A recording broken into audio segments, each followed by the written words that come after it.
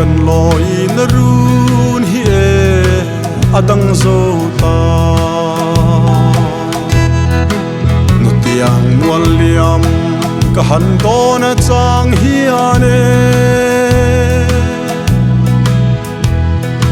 la mang le thian an moi si lo nun luyan chang ta mo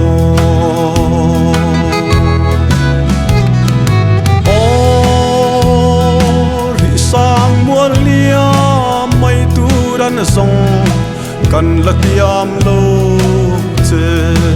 he ti mai ya samang min chen mai le sui lung tam ten ka tuar thiam lo tra khwa sei tur hi kon mang rau le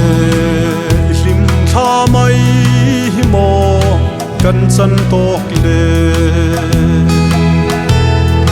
han don ve ang chi mo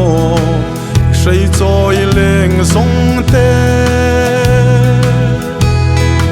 shil kan hai lo nun hui liam nu kir za irel si lo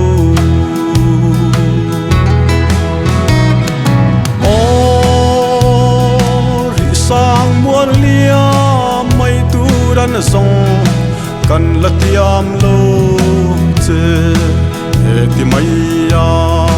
samang min chen mai le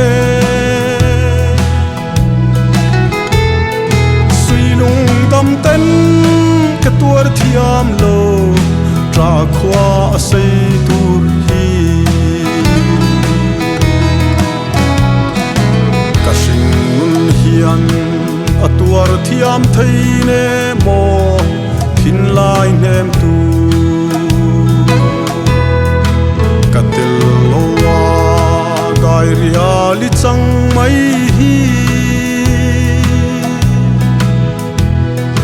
ka phal thei lo chun nem i thin lai adam thei lo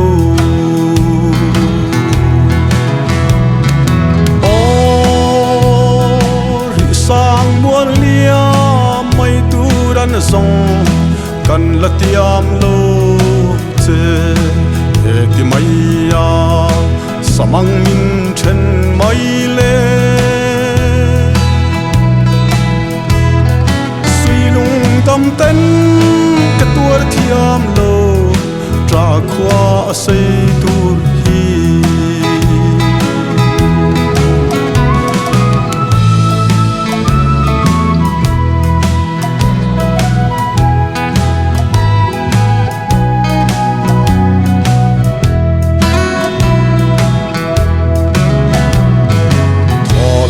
nani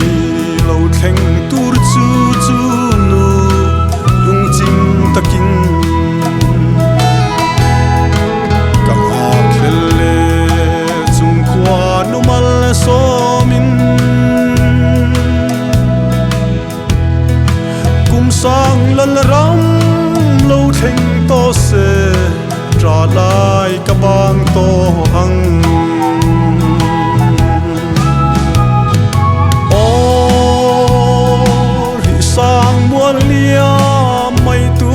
song kan la tiam lo che he ti mai ya samang min chen mai le